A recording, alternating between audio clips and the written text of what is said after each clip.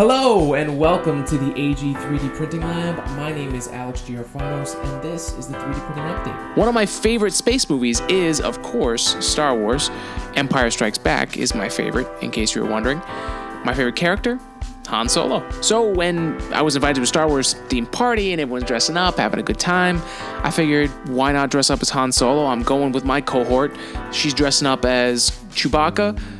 Might as well make Han Solo's iconic DL-44 heavy blaster. Here's how I made it. I found a file available online for download from my mini factory.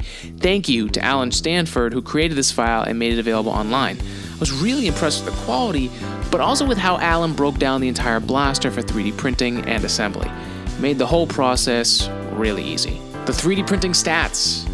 The parts were made using black PLA and ABS filament from Hatchbox 3D. I ended up running out of the PLA about halfway through the project, so I switched to ABS. They were 3D printed on the Prusa i3 Mark II with a 200 micron layer height, and I used a crosshatch layer of glue stick on the bed to help with adhesion. All in all, it took about 10 hours to make all of the parts.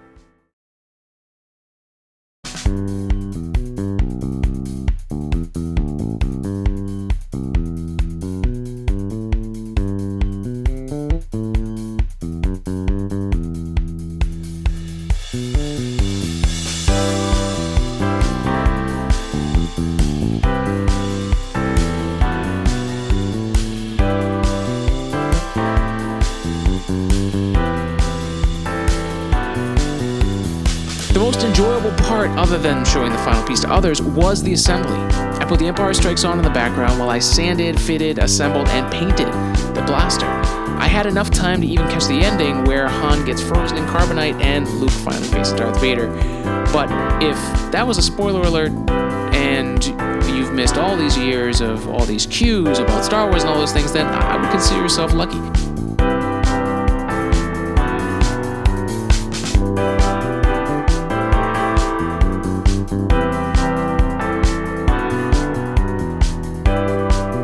Here it is.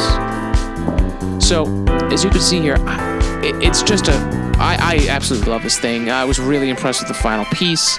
Although most of it's technically raw 3D printed surface where you can kind of see with all the black surfaces here, it has this sci-fi metal look, and it's just really cool.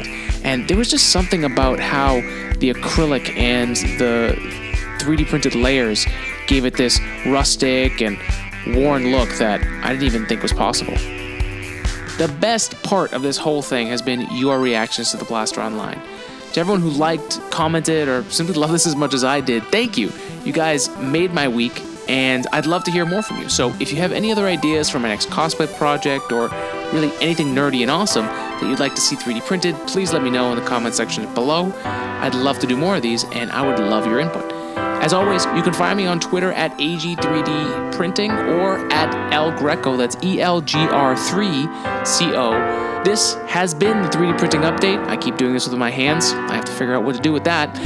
This has been brought to you by AG3D Printing. If you're looking to bring your ideas into reality, head over to my website at www.ag3d-printing.com and we can get started today. If you're interested in some custom cosplay gear or an amazing 3D printed costume or accessory for Halloween this year, contact me now. Do not wait. The sooner the better so that you can get your awesome gear in time and have a great time. Thanks for watching, and remember, spread love and spread science.